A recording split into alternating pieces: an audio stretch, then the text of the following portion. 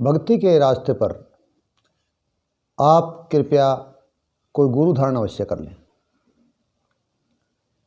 जीवन में कोई ना कोई आध्यात्मिक गुरु तो होना ही चाहिए। एक पुरानी कहावत है कि नुगरे आदमी के तो दर्शन भी अच्छे नहीं होते। नुगरे का मतलब है जिसका कोई गुरु ना हो। बिना गुरु के की गई भक्ति ज़्यादा फलदायक नहीं होती। आज मैं तुम्हें इस बारे में एक कहानी बता रहा हूँ। एक राज्य में एक फोटोग्राफर था। उस टाइम में पुराने टाइप के कैमरे होते थे, बड़े साइज के, और ब्लैक एंड वाइट फ़ोटो होती थी।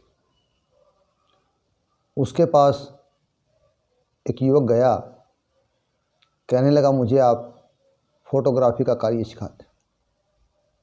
उसके गुरु ने कहा ठीक है, सिखा देते हैं। कल सुबह से आप दुकान पे आ जाएं, बुहारी वगैरह निकाल लें, पानी का छिड़काव कर लें, धूप बत्ती कर लें। शिष्य कुछ दिन गया, मन में कोई भाव तो था नहीं गुरु के प्रति। एक आध गुरु के पास कस्टमर आया, गुरु ने उसको सामने बिठाया, कैमरे में देखा सेंटर में और बटन दबा दी, क्लिक, फोटो आ गया। अब युवक ने सोचा यह तो बहुत आसान काम है, इसमें क्या दिक्कत है, क्योंकि गुरु के प्रति तो ना सम्मान थे ना कोई भाव था।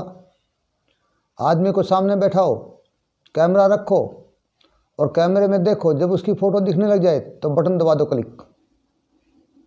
तो अपने गुरु से कहने लगा आपने मुझे कितने दिन बुलाया, दुकान में भारी निकलवाई, पानी छिड़कवाया, धूप बत्ती करवाई, यह तो बड़ी सीधी सी बात थी। इस बात के लिए आपने मेरे 15 दिन खराब कर दिए। और वह युवक खुद एक कैमरा खरीद लाया और अपने उस गुरु के सामने ही एक बड़ी सारी दुकान बना दी। दुकान पे उसने लिखवा दिया विश्व का महान फोटोग्राफर, क्योंकि उसके दिमाग में एक बात आई, विश्व में सभी लोग कैमरे से फ़ोटो तो ऐसे ही खींचेंगे। आदमी को सामने बैठाया, कैमरा रखा, जब कैमरे में साफ नज़र आया बटन दबा दिया, क्लिक। और कोई टेक्निक तो हो नहीं सकती, तो सभी ऐसे खींचेंगे। और इस फ़ोटो की कला में मैं पारंगत हूँ, ऐसे ही मैं खींच रहा हूँ, तो लिखवा दिया विश्व का महान फोटोग्राफर। अब ना गुरु का उसने कोई सम्मान किया, ना कोई दीक्षा ली, ना कोई गुरु से कार्य सीखा, और बन बैठा विश्व का महान फोटोग्राफर।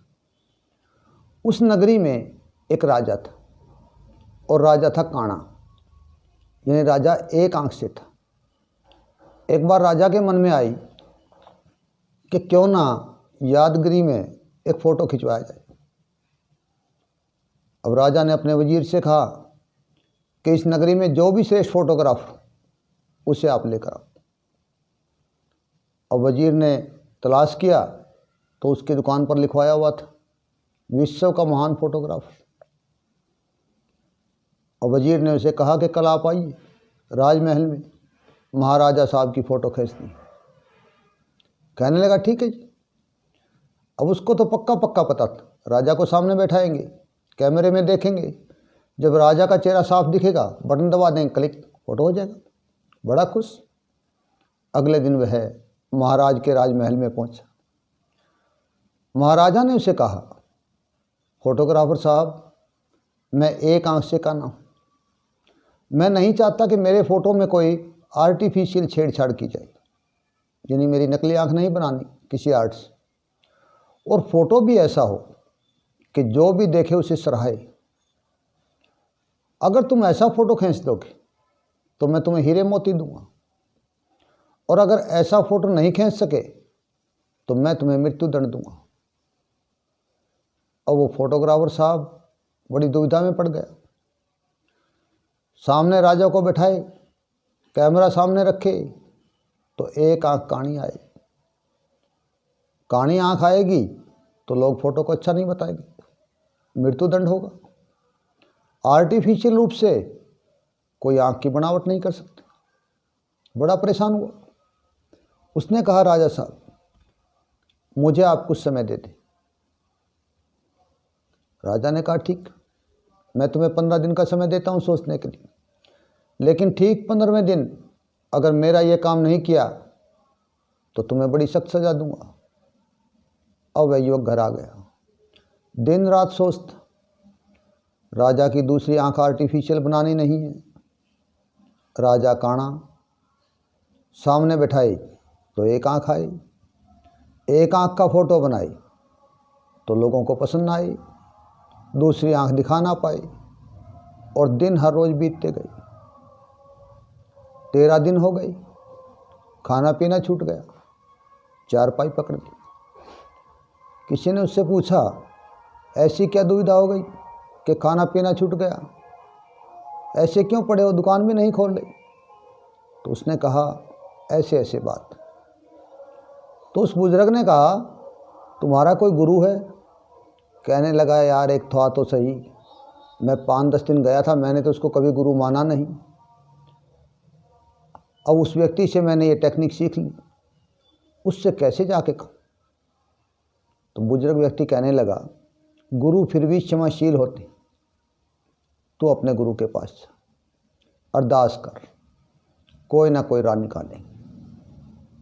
युवक शर्म का मारा हुआ, उदास, परेशान, भूखा प्यासा, सोना खाना नींद तो छूट ही गया था, और अपने उस गुरु के पास गया, क्षमा याचना की, माफ़ी मांगी। गुरु जी, मैं ना विश्व का महान फोटोग्राफर, ना इस नगरी का फोटोग्राफर, मैं तो अपने घर का भी फोटोग्राफर नहीं हूँ। ऐसे ऐसे दुविधा में फंस गया।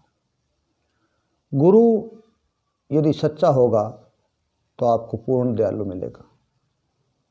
सच्चा गुरु कभी क्रोध नहीं करेगा, ये पहचान नोट कर लेना। तो उसके गुरु ने सारी स्थिति को समझा और कहने लगा, चलो बेटे, तुमसे जो हुआ सो हुआ, लेकिन चिंता मत करो, तुम्हें ना राजा सजा देगा ना फांसी देगा। तुम राज दरबार में जाओ और राजा से निवेदन करो कि मैं फ़ोटो तो बना दूंगा, लेकिन मेरे गुरुजी मुझसे भी बढ़िया फ़ोटो बना सकते। तुम्हारी ये समस्या मेरे गले पड़ जाएगी, जैसे भी हो मैं तुम्हें बचाता हूँ। अगला दिन 15वां दिन था। युवक महाराज के दरबार में गया। राजा ने कहा, फोटोग्राफर, सोच लिया कैसे फ़ोटो बनानी है? युवक ने कहा, महाराज सोच तो लिया, लेकिन मेरा एक सुझाव है, मेरे गुरुजी मुझसे भी अच्छी फ़ोटो बना सकते हैं आपकी, अगर आप उनसे यह कार्य करवा लें। उस युवक के गुरु को बुलाया गया। गुरु आया, राजा ने वही प्रस्ताव रखा, देख बंधु, मैं एक आंख से काना हूँ, मेरी फ़ोटो नेचुरल होनी चाहिए, मैं जैसा भी हूँ, और वो सुंदर होनी चाहिए, लोगों को पसंद आए। अगर तुम ऐसा कर दोगे तो तुम्हें मुंह मांगा इनाम दूंगा। फोटोग्राफर ने कहा, महाराज ऐसा तो हो सकता है, लेकिन मैं चाहता हूँ लोग आपको एक महान राजा के रूप में याद रखें। सामने ऐसे खाली हाथ बैठकर फ़ोटो खिंचवाओगे तो फ़ोटो इतनी सुंदर नहीं आएगी। आप मेरे साथ जंगल में चलें, अपनी बंदूक लें और शेर को निशाना लगवाते हुए फ़ोटो खिंचवाएं। राजा जंगल में चला गया, शेर को निशाना लगाने का पोज बनाया गया। अब शेर को निशाना लगाने का जो राजा का पोज बनाया तो उसमें बंद आंख तो आनी नहीं थी, और फोटोग्राफर ने सामने से फ़ोटो ले लिया। बहुत सुंदर फ़ोटो आया, और फोटोग्राफर का शिष्य सजा पाने से बच गया। तो इस प्रकार से आध्यात्मिक जीवन में यदि कोई तुम्हारा गुरु होगा तो जब भी आपको कोई दिक्कत आएगी संभाल लेगा, और यदि कोई गुरु नहीं होगा, या गुरु से विधिवत आपने पूछा नहीं है, या कोई आपने गुरु से दीक्षा लेकर पूजा पाठ शुरू नहीं किए, तो कोई आपका भी धड़ी नहीं होगा। कोई ना कोई गुरु, पहुंचा हुआ गुरु का आशीर्वाद सिर पर हमेशा होना चाहिए, यह याद रखना।